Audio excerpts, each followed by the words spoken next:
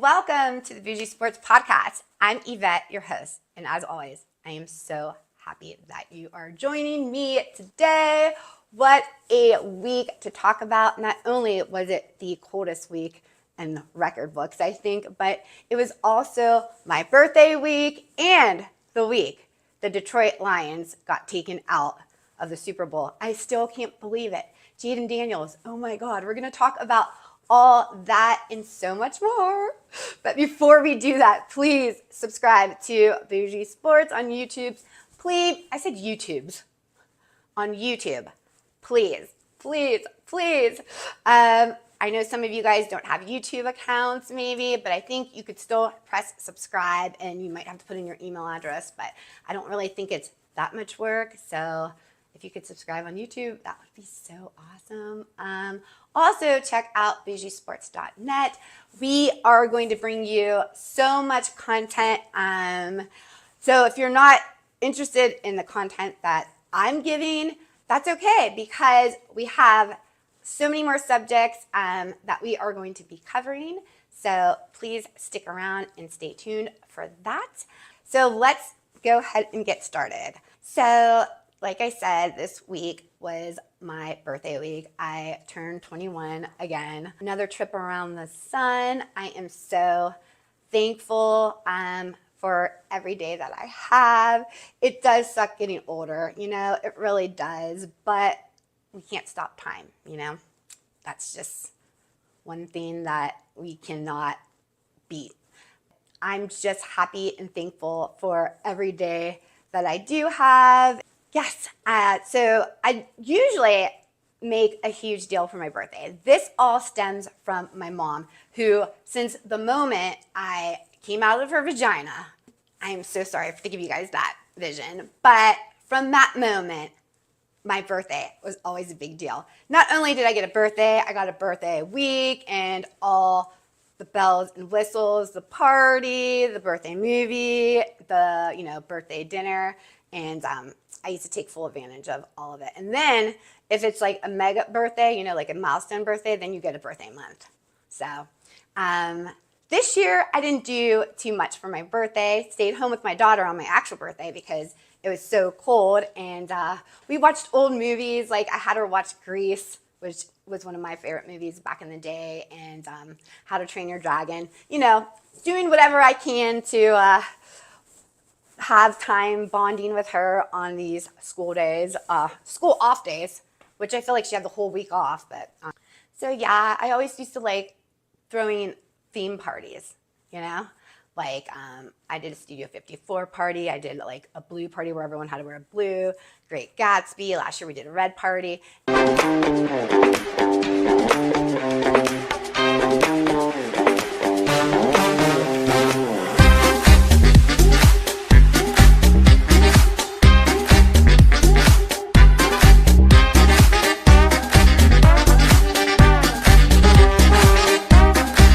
And then sometimes I have parties with my friends that are also Aquariuses. So when we have like our Aquarius party, so it's always a huge deal. And I don't know, I think after my daughter was born, I was like, okay, fine, I guess it's not about me anymore. And my parties have gone really downhill. But I always think that you should celebrate your birthday because it's the one day that's special to you. And it is, like I said, a blessing to make it through another year. And another thing is you should always have cake on your birthday. Always, always have cake. I don't care if you're on a diet. I don't even care if you like cake. It's like almost bad luck if you don't have any. But I didn't even have any cake on my birthday, but I will. After I just said that, but I did have a cupcake. All right, I won't bore you guys anymore, but talking about the day of my birth. But it does kind of go on to the next story, which is Jaden Daniels, the rookie, beating the Super Bowl favorites, the Detroit Lions. I had the Detroit Lions winning it, y'all. You had the Detroit Lions winning it all, I'm sure. We all had the Detroit Lions winning it all. But nobody expected Jaden Daniels with this horrible offensive line to come in and go as far as he can. I remember before the season started when we were, breaking down the rookies of last year's draft, one of the biggest complaints about Jaden Daniels is he going to be able to keep himself safe behind this awful offensive line, because he was compared a lot to like an Anthony Richardson, who, as we know, got hurt last year because he liked to run behind the offensive line. So a lot of times people are like thinking, I don't know how Jaden Daniels is going to translate, in the NFL. And hopefully he doesn't get hurt. I think that's what everybody was worried about because of his play style. But instead, look at him. He takes this line to the Super Bowl. It's nuts. If he does win, he will be the first rookie, I think, in the Super Bowl, which would be awesome to see, right? On the other hand of it, I hate that Detroit Lions are out. They were one of those fan bases that you rooted for. They deserved it. They did their time. And the best team never wins. Just like in fantasy football. If you're the best team all year, you're not winning. You're not going to win. That's just how it is. Because unfortunately, it just takes one game to knock you out, One game you lose and that's it. And when you're playing a team like Washington with Jaden Daniels and Terry McLaurin, you have that chance, I guess. Unfortunately, the Houston Texans weren't able to do that for us with the Kansas City Chiefs. I thought if there was going to be upset, I don't even know why in my brain I wasn't even thinking about Washington upsetting Detroit. I guess I was just hoping that Houston would have upset Pat Mahomes and everyone. I don't know. I was just here for the meltdown. I know that's so petty, but I would have got joy out of watching everybody freak out that Pat Mahomes was taken out of the Super Bowl. And that's so haterish. That's because he's so good. See how it is? I'm telling you guys, it's okay to be hated on. If you're hated on, there's a reason. I'm hating on Pat Mahomes because he's so freaking good. You think Pat Mahomes cares that anyone's hating on him? I don't think so. So now Washington is going to face the Eagles, who are a strong team across the board. Their weakest spot may be their quarterback, right? Jalen Hurts, which is so crazy to say, but I don't know if he is fully healthy. That being said, they have that running game with Saquon Barkley, who is an absolute stud. Maybe, the MVP of the season. I kind of think so. I don't know. Well, he's my MVP of the season. How's that? And he's just someone that you want to see win. So, I cannot think of any other reason to cheer for the Philadelphia Eagles but Saquon Barkley. Well, they've won enough anyways. They had their share. They've been in this game plenty of times. So are they going to be in there again? I don't know. Between the Eagles and Washington, it's going to be a really good game. I don't even know what to say. Like, who do I think is going to win? I guess if I have to throw something out, got it. I don't know why I feel maybe the Eagles, but I hope Washington does. But anyways, if I was putting money on it, maybe the Eagles. Maybe I am saying the Eagles. I just don't want to say it out loud because I'd rather Washington win, but okay. All right, so let's talk about the other game in Kansas City versus Buffalo. This game is the fourth time Pat Mahomes and Josh Allen will be facing each other. Each one of those won by Pat Mahomes. Is this year the year Josh Allen is going to take away the throne of the AFC and bring down the Kansas City Chiefs, or are the Kansas City Chiefs going to head to a three-peat, which would be history-making? We will get Taylor Swift at the Super Bowl, and we gotta love our Travis Kelce. All right, we don't have to love him, okay? I get it, but He's from Cleveland. He does so much for our hometown. And did you guys see his what's his name of his podcast with his brother? They had LeBron on.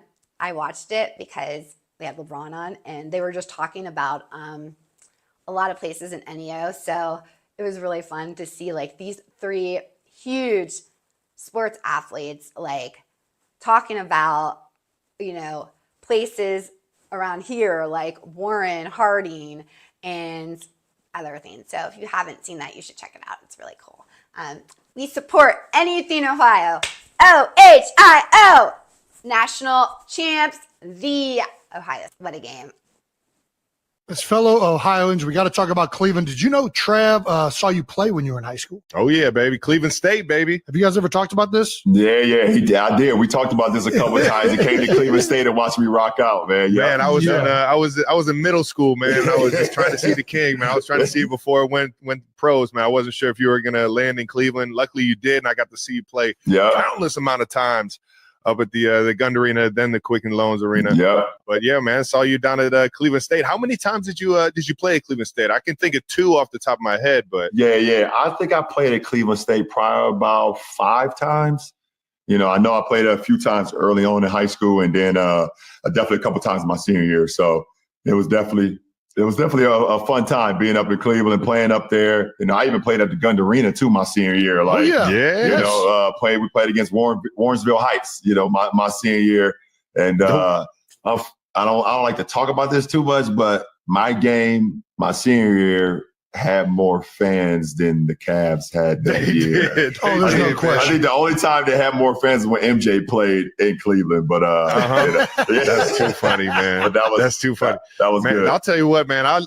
For whatever reason, man, I was still like one of the biggest Cavs fans, even though they were the worst team in the league. Darius Miles, Boozer, all those dudes, yeah. Ricky Davis, man, all those guys. You would get a few highlights a game, man, and still be ready. Oh yeah, for sure. Yeah, for sure. Like you knew they didn't win a lot of games, but they gonna give you a couple plays here. Ricky D, D Miles, Smush Parker, Booze, like all those guys was on that team.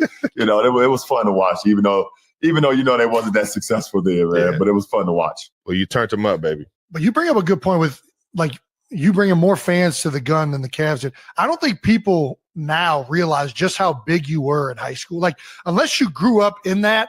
It was so crazy. Oh, man. Right. The level of expectation and fame that you had at St. Vincent St. Mary. Like I've never seen anything like that to this day. No, you're right, Jason. And the funny thing is, like you say, like, and this is before social media, so you couldn't really. That's what it is. Unless you was there in real time. You didn't know. It was just word of mouth. It was like, okay, I heard about this kid from Northeast Ohio. I heard about this kid. It's like, okay, well, like, who's trying to make a trip to Akron, Ohio? Who's trying to come to Cleveland? It's like, but like, if you happen to be, going to the Kent Football Hall of Fame, or if you happen to be going to Cleveland to the Rock and Roll Hall of Fame, or if you was to happen to be in town and I happen to be playing, it was a show, baby. Then you understood what the hype was all about, why it was so much conversation. So I can only imagine if social media was around there, we would have, it would have been too much for Northeast Ohio at that point. That's interesting. Yeah. That also happened this week.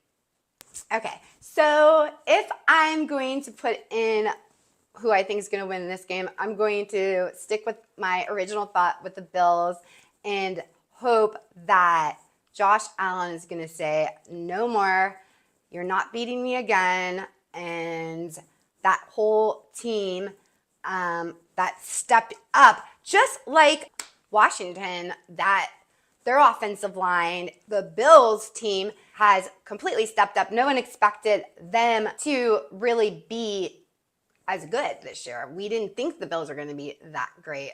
Not only because they lost Stephon Diggs, but they lost a lot of parts of their team. So look at there. What if we see Washington versus Bills? That would be great.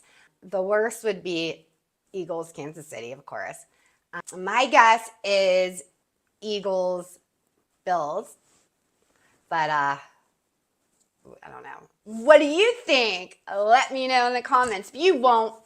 Sometimes you guys do. Sometimes you guys don't.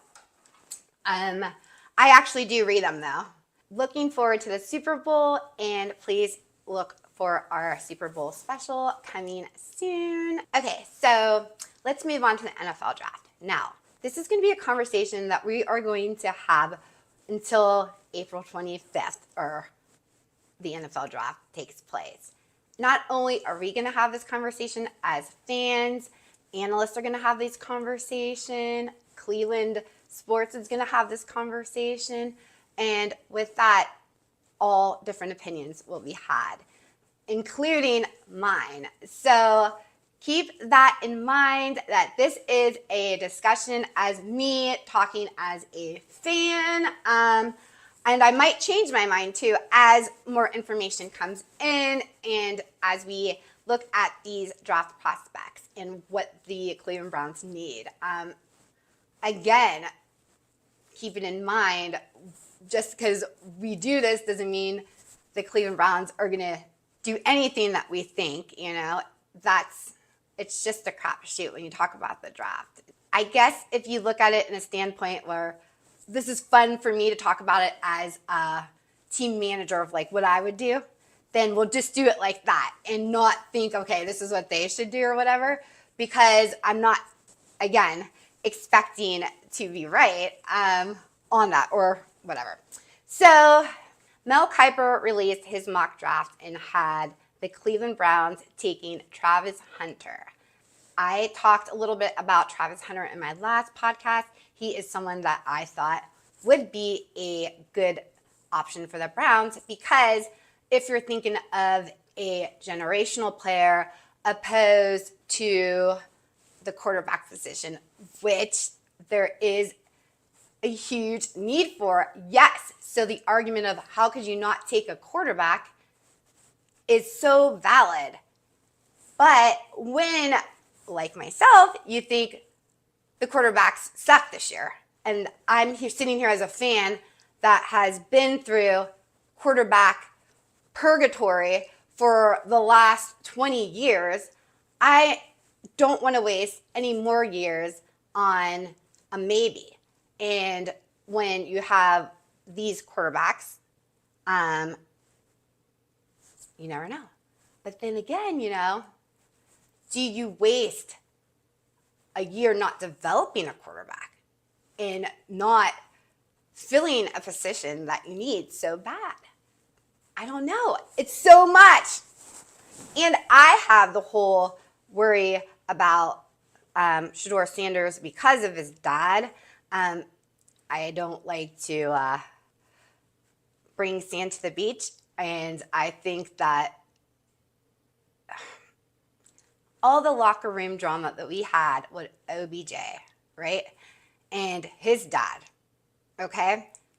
Do you really want to bring that back again with Deion Sanders? I mean, it's not OBJ, it's Deion Sanders. I don't know. I don't want no beef with Deion Sanders. I don't want to hate you, Deion Sanders. I say that because no matter what happens, my heart will always root for Cleveland. Even though they make me so mad and I hate them, the team deep down inside, they really piss me off. You talk about them in a bad way, Pat McAfee's goons. I get that motherly thing inside of me that pisses me off, and that you can't make up. You know what I mean? That's just true love that comes out. You can't hide it. So, yeah, don't mess with my man. I'm gonna be the one to you. All right. Woo. All right. So since we brought up OBJ, I just want to say this. I did make a social media post about the reason why Baker Mayfield is not on the Cleveland Browns anymore starts with Odell Beckham. And I believe that he was the catalyst starting the downfall of Baker Mayfield because of the drama he caused in the locker room and that his dad caused. And I don't want that anymore. Didn't we learn our lesson in that? And don't we realize how important it is when the team does get along? And right now, look, they're not happy because they don't like Deshaun Watson, which I feel so better for. Not better for.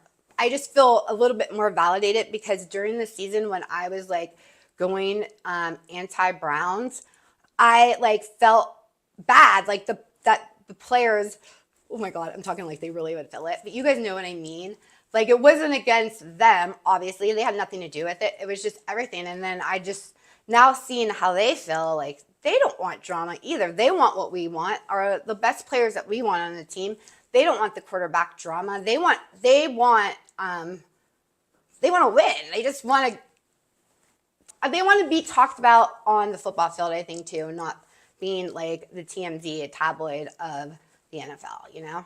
So that's encouraging and makes me a little bit better about cheering for the Browns because we all want that back. But all that, leads into why this draft pick is so important. I think also as a fan base, we're just happy to have a pick in the first round and just bring this bad Deshaun Watson era and let it go. Although it's pretty clear that the Browns need way more than a quarterback, and it wasn't solely Deshaun Watson's fault that we sucked this year. I mean, he wasn't even there more than half the time, and we still sucked. It was a team reason, right? But even that being said, we just need to clear the air, like I want to go in the locker room and like burn sage, you know what I mean? Like just burn it all over and just get everyone like, let's just start over and let's let Deshaun Watson go and let's just concentrate on ourselves.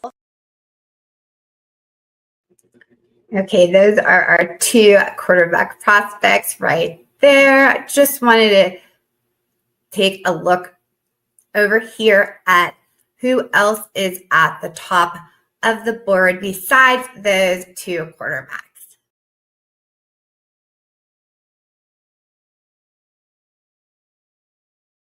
Okay, looking at our drafts board again, we have Tennessee Titans with the first pick, then the Cleveland Browns, the New York Giants. All three teams need quarterbacks. Then New England Patriots and the Jacksonville Jaguars.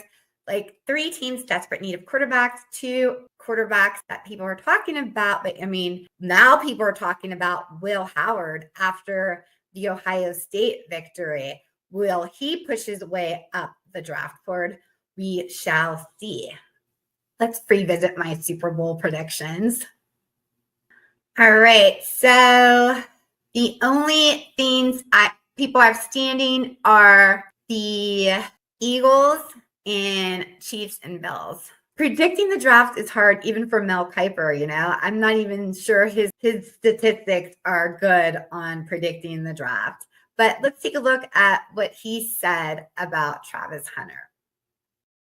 Will Levis enough to get Travis Hunter. You take him at Tennessee 1 and you try to see what Will Levis is this year. If you're not convinced Will Levis is the guy, and the same thing with Cleveland and the same thing with the Giants, you better daggone side believe that these two quarterbacks can be a home run. Your decision can't be, we have to have a quarterback. We're taking one of these two, even though we don't love them. You have to have conviction on one of these two to take them over Travis Hunter or Abdul Carter. You have to. So I don't know how they feel, these three teams, but I guarantee you by late April, you know what will probably happen? They'll talk themselves. Somebody will talk themselves in to a quarterback or two. I don't think Cleveland does. I think Cleveland takes Travis Hunter. They need a dynamic presence at wide receiver, sprinkle him in at corner. Hey, go find another quarterback. I don't know where Sam Darnold's going to end up. I don't know what's going to happen with Justin Fields, Kirk Cousins. There's a lot of other options out there. I think Cleveland passes on the quarterback. And I do think the Raiders at 6 could trade up to 2. I didn't project the trade. Yep. Tom Brady influence there. Relationship with Shador. We talked about that a lot over our podcast. 6-2 to get Shador ahead of the Giants, right? Will the Giants go from 3-2 to guarantee the acquisition of Shador, like happened with Mitchell Trubisky back in the day, right? Yeah. Didn't work out well there, but they did move from 3-2, right? So at the end of the day, I think we're going to see some activity, but how strong they feel about these quarterbacks is paramount.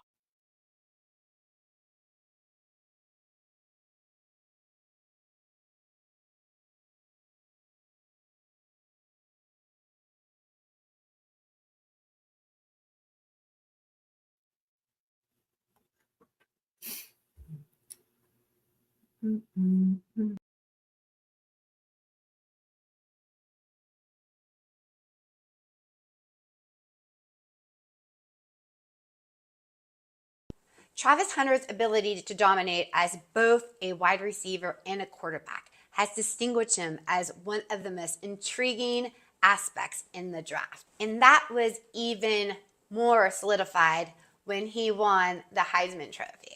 Here is a little look at that acceptance speech.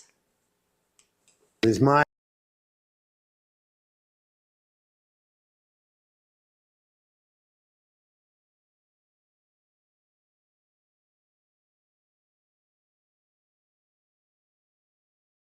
honor to announce that the 2024 Heisman Award goes to Travis Hunter.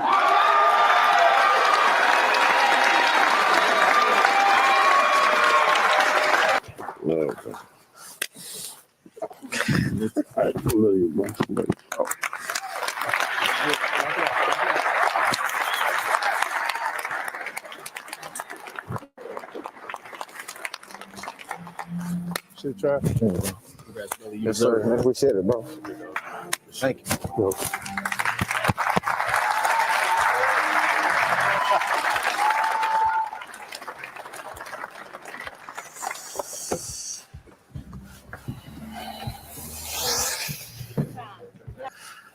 you. I'm thankful for my mother.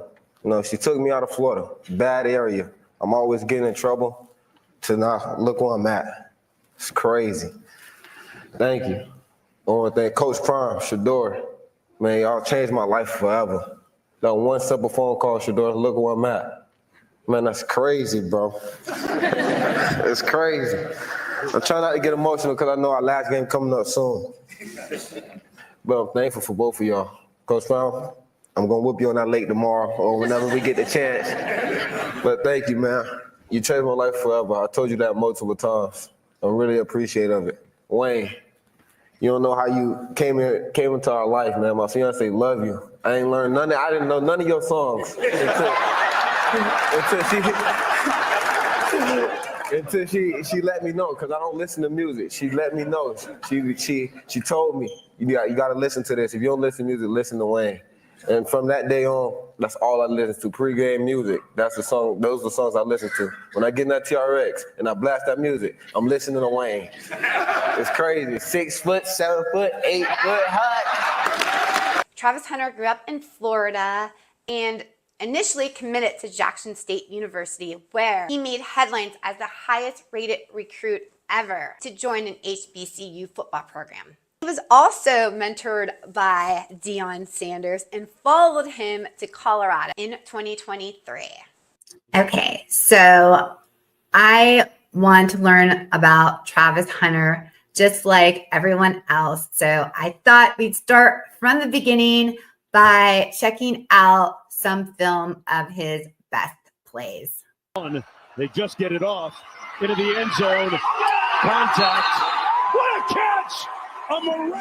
This is a desperation throw. The play clock's running down. Come on. That's it. Touchdown in the first drive. Quickly out to the right. Big hit as soon as the catch was made. Sanders, nice pocket. There's a strike across the 50-yard line. Inside of Nebraska territory. Goes second down 10. 3-man rush. Sanders steps up, surveys, lets it go. Strike. His foot, I believe, was on the line before that ball released. Touchdown, Travis Hunter. Tyler Nicolosi has time, steps through the pocket, throwing on the run, and it's picked off. And that's Hunter. Travis Hunter up the right side. Hunter inside the 45. Second and 4. Sanders again fires. End zone. Hunter caught it. Touchdown. For Baylor. On the third down, Sanders over the middle. There's Travis Hunter for the first time. Breaking out of a tackle. Across the 30 and more. 4 up on the line again. Bringing 4 like they have been all night on first down. Shot play down the middle. Travis Hunter Dropped in the bucket by Sanders. Needing 7 points to send it to the second OT on 1st and goal. It's Richardson. Ball's out. That ball is out. Ball is out. Recovered. And knocked out of the end zone. And if this call stands, then Colorado wins. This would be a good look. That ball is And now who on contact. makes the play? Travis Hunter. First down and 10. Play action. Sanders throws for Hunter. He'll walk in for 6. Sanders, pressure coming late. Sanders buying time. Looking downfield. Floats it out for Hunter. He's got it. Travis Hunter coming back for it. Human efforts. First down. Jefferson gets away from one. It's superhuman pick from Travis Hunter. Put the cape on him already. First down, Colorado. Jefferson pulls it. The swing to the edge and well defended by guess who? Jefferson. On 2nd and goal. Sanders. Touchdown. 12 in the building.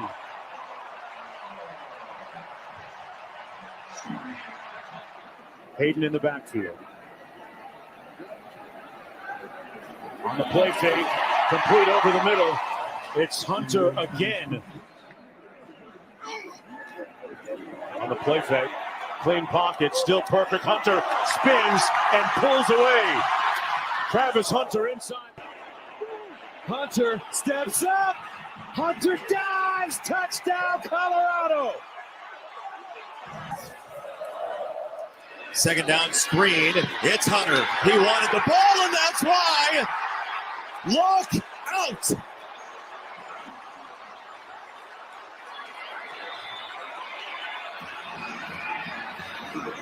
Let's see if they take one more play. They do. Sanders loads up the throw. That's right down the middle. And it's Hunter again. Travis Hunter gets by Dotson. He's got huge loss for Kansas here. Here comes Wheeler on a blitz. Sanders down the field and a wide open Hunter. The national leaders in sacks given up. A loss of 6. Smith, backside pressure, got it away. Picked off at the 30. Travis Hunter, another one. Sanders on the slant. Hunter, Heisman and Hunter. You can't have one or the other without the H. Okay, that's a wrap on today's Bougie Sports Podcast. Please subscribe on YouTube and check out the website, bougiesports.net. Also, stay tuned for our Super Bowl special and the Bougie Sports 3-year anniversary. It's been 3 years. I can't believe it. I wanted to show you guys my Cavs pants. Go Cavs! Go Ohio State, and most importantly, go you. Bye.